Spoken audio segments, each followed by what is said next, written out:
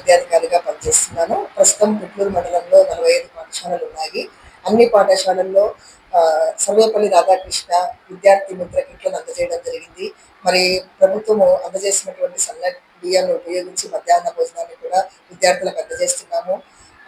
తర్వాత రీస్ట్రక్చర్ చేయడం వల్ల పాఠశాలల్లో కూడా 7 మోడల్ ప్రైమరీ స్కూల్స్ కావడము, ఉపాధ్యాయుల సంఖ్య కూడా పెరగడము, తద్వారా విద్యార్థులకు మంచి విద్యా బోధన క్వాలిటీ ఆఫ్ ఎడ్యుకేషన్ కూడా ఏర్పాటు జరిగినాయి.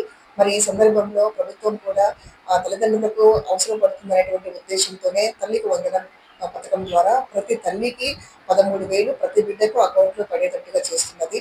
మరి ఈ సందర్భంగా తల్లిదండ్రులకందరికీ మేము చేసే విజ్ఞప్తి ఒకటే, తప్పనిసరిగా ప్రభుత్వ పాఠశాలల్లోనే మీ విద్యార్థులను చేర్పించండి.